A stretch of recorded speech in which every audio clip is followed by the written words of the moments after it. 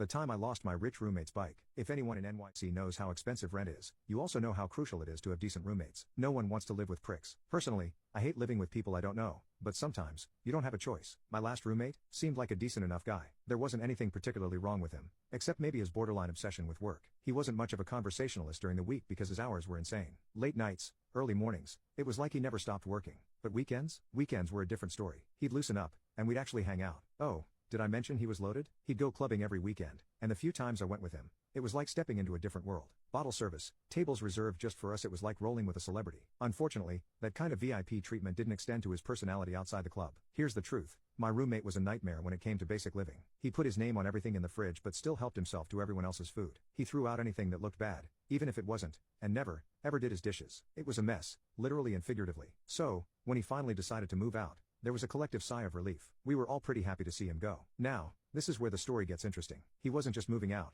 he was going back to Japan. One day, out of the blue, he asked me to hold on to his bike while he was gone. Being the nice guy I am, and because I love biking, I said sure. Honestly, it felt like a nice gesture on his part, like we were maybe ending things on a positive note. So, I started using the bike, a lot. I rode it to work sometimes, and for a while, I didn't hear from him at all. It was like he vanished from our lives, and we assumed he'd moved on. Then, one day, the inevitable happened. If you've ever lived in NYC, you probably know where this is going. I parked the bike on the street because, unfortunately, that's where the bike racks were. And like clockwork, the bike got stolen, or at least, someone tried to steal it. The wheel was busted, and the frame was damaged. It was basically a pile of bent metal. I took it to a bike shop, hoping for a quick and cheap fix, but the repair estimate came out to around $500. I was floored. I didn't have that kind of money, so I took it to a few other shops, and each quote was the same, if not worse. No matter how hard I tried, there was no way around it. Months passed, and I ended up just paying to store this broken bike, hoping the situation would just disappear. Then, out of nowhere, I get a text from him asking for the bike back. I'd honestly forgotten about it by then, but I explained the whole situation.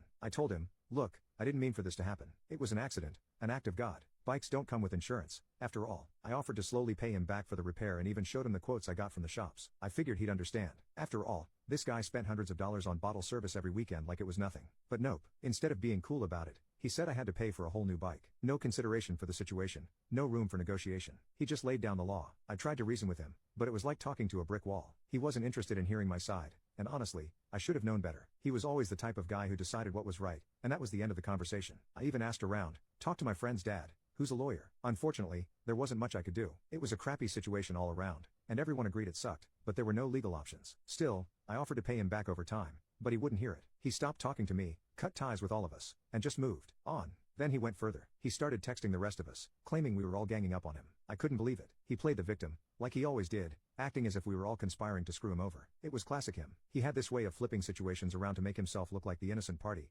even when he was the one being unreasonable. He conveniently forgot how he treated all of us in the apartment, like we were beneath him. The guy couldn't even take responsibility for his own dishes, but now he was trying to spin the story to make us the villains. It wasn't just about the bike. It was about his inability to see things from anyone else's perspective. He had money, sure, but he lacked any sort of empathy. Maybe that's why he needed all that bottle service, to feel important, even though deep down, he was as shallow as the clubs he frequented. As much as I hate to admit it, the bike situation showed me just how little our friendship really meant to him. It wasn't a huge loss, though. In the grand scheme of things, I lost a bike, and he lost friends who genuinely tried to get along with him. And while I may not have handled it perfectly, at least I tried to make things right. Sometimes, that's all you can do. Make the best out of a bad situation and move on. So, to anyone who's ever been in a similar situation, just know you're not alone. We've all had a roommate horror story, and this one just happens to involve a stolen bike, a $500 repair bill, and a rich guy who couldn't let go of a grudge. Life in New York, am I right?